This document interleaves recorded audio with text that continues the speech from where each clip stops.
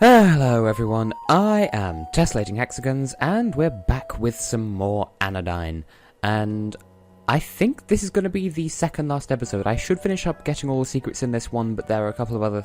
well, there's one other thing that I want to do after that. So, first of all, we're going to go down left and then up for secret number 7, I believe this is. Bitch. See, I have really vague notes here for the remaining secrets, because all these gates closing behind me, it's really off-putting. Like, in any other part of the game, I would just be like, ew, bruh, suspense and whatnot. But nope, it's just a test area, so can't take it seriously. Huh. Would have thought that would... oh, I get it. See, these computers are just to test the, capacities for the computer sprites that then turn blue. Like, they were only used at the start of the game, as you recall, I think. Like, in the very first episode. I think they all trigger a switch-activated flag in the code, which means that any one of these could have activated the gate or this button. I know what I mean. Programmers know what I mean. And I think we've just got the head of... I wanna say... Jonathan Kitaka? One of the makers of this game. Blech. Makers of this game. Oh no!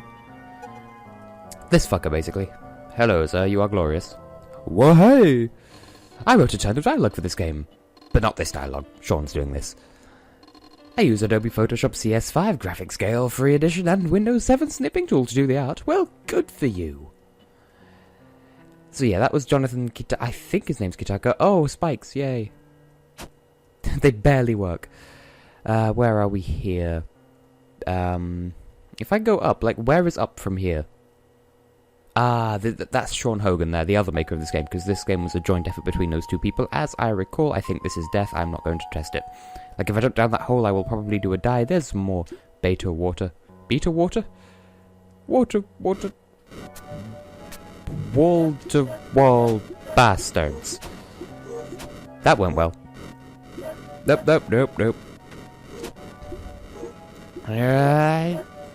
Really?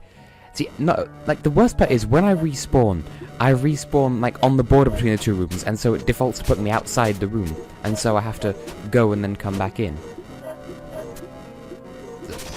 There we go. I thought I might do a bit of death then, but turns out, nah.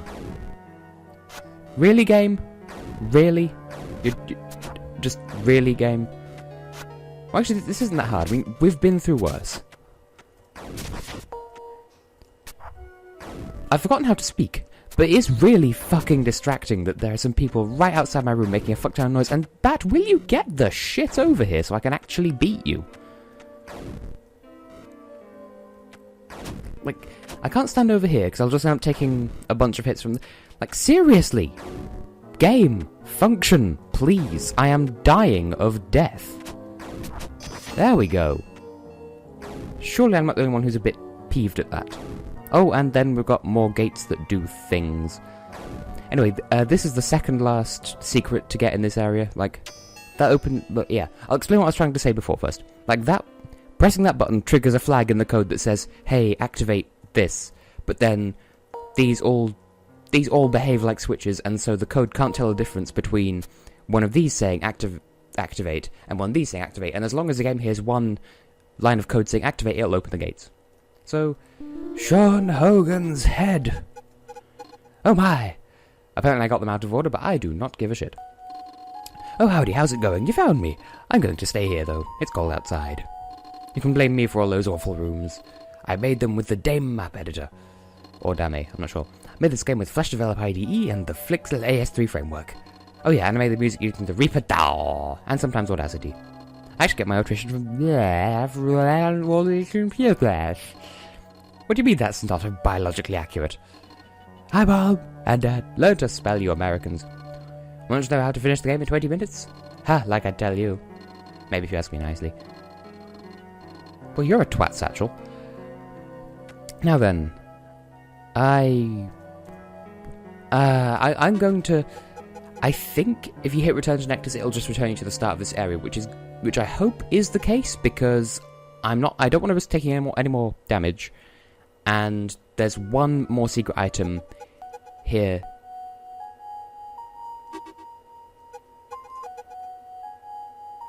Help! Help me! I need an adult! I don't want to risk taking any damage, but now I'm not sure if I can save.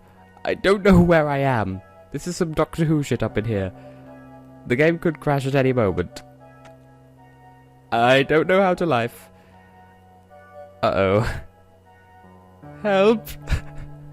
I'll just cut to when something happens, then see you guys in a moment.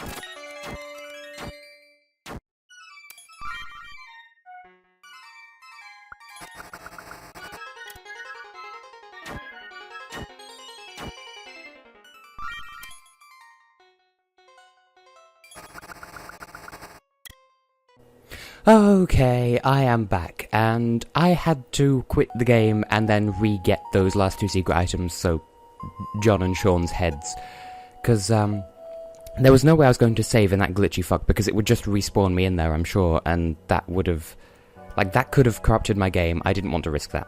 So, anyway, there's just one more secret item left to get in this area, and I think I shall save in the savey bit first. This last one isn't particularly glitchy, I just didn't mean to go in there, but okay, I'll take it. Just need a restock of health. There is no damage involved with this last item, but I just didn't want to risk it. I would not risk it for chocolate biscuit. Now this room, I don't get it. You just have to go into the middle, and then keep jumping, and you'll hear Young making his death noise, but I don't know what the logic of this room is. I don't know. I know when it eventually works, that square that's spinning gets big enough to fill the entire room, and I'm not sure what dictates how it changes, but when it fills the room, those 2 gates will open. And this is definitely one of the strangest things, especially because you're hearing Young's death noise the entire time. So there we go. And we got the black box. We got the black. It's black. You don't say.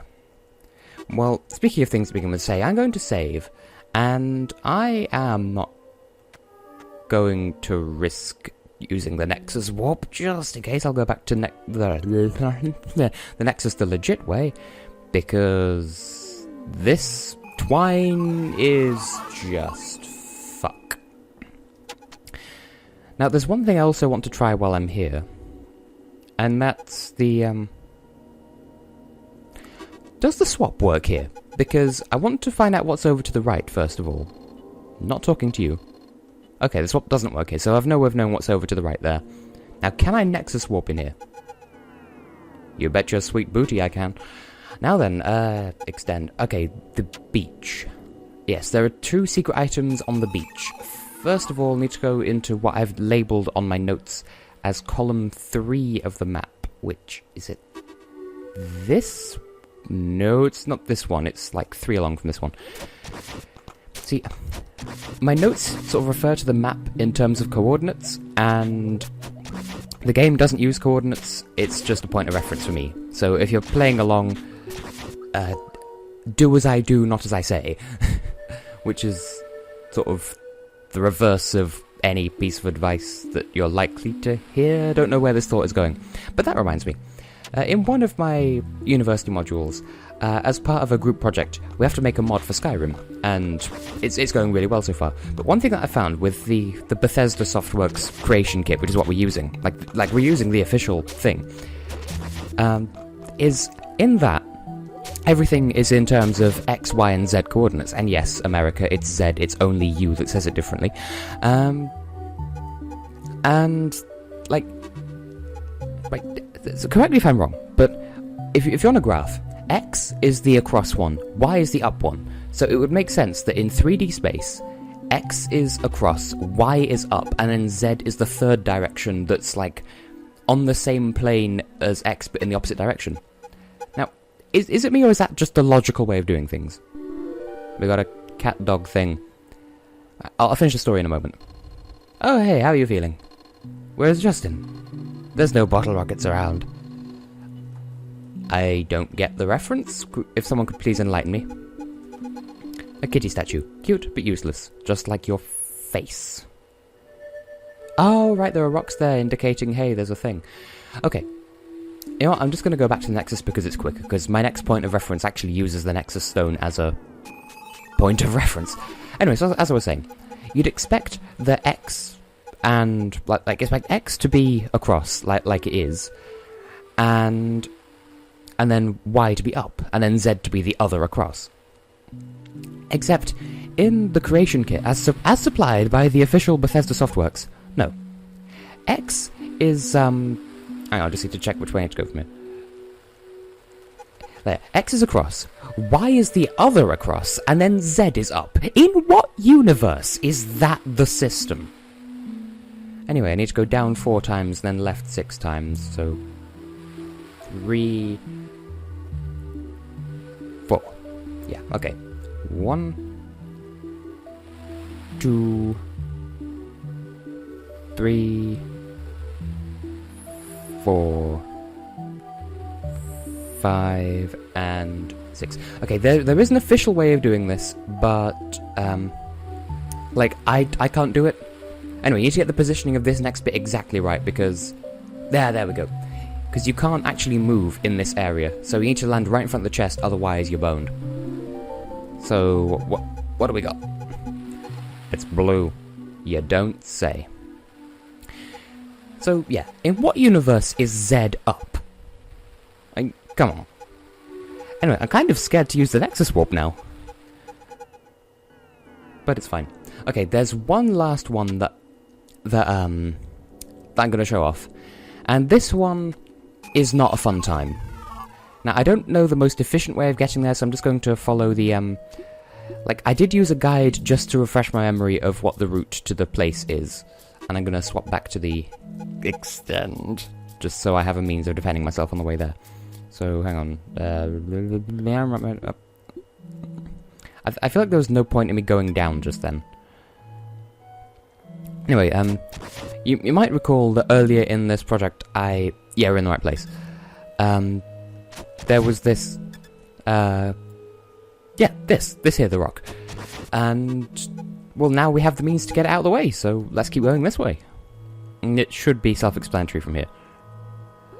So, what was I saying? Yeah, in what universe is Z up, first of all? Nothing of value there, I was already aware of this. Right, so I should preface, or preface if you prefer, this next secret item. I'm not actually going to get it in this episode, for reasons I will explain in a moment, in a hot minute, as the hip young people will say. I'm not sure why there's that white Rafflesia over there, it has no meaning. Anyway, on this screen, well, I'd like to clear out the bats, but that one doesn't seem to be doing any harm. Well, I'll keep swapping this way. Now, you might think, oh, we're one screen away from the thing, so we should be about to get it. Well, think again, my friend, because this next item takes 2 hours to get. Now, why is that? Well, I'm not going to touch the controls here. You see that rabbit moving very slowly from left to right? Well, if you take a single step, he will move backwards at about 100 times the speed he's moving forwards, if you assume forwards to be from left to right. And when he gets about halfway, one of those gates will open, the bottom one. And then when he gets the full way across the screen, the second one will open. The thing is, it looks like he's moving at a decent speed now, but he slows the fuck down. It takes him 2 hours. 2 hours of this game being open and active to get from left to right to unlock that chest. So, I'm not going to show this on camera. I will show me getting it when he does finish that, but, I don't know. I plan to do another episode of this anyway, but apart from the item that's in that chest, I've now 100% completed this game. So yeah, I will include footage of me getting this at the start of the next episode, but for the moment, I have been able to continue to be tessellating hexagons. I know this has been a short episode, but I'd rather this goes up now, because otherwise I'd have to wait for another 2 hours. It would be like 7 in the evening, and this episode would go up super late. So on that note, yes, I think I already signed out, but, you know, it's going a lot faster than I remember, but I think it gets about halfway, one of the things opens, and then it takes about 2 hours to get the rest of the way there. So I will see you in the next one. See, look, he's just practically stopped. So, see you then.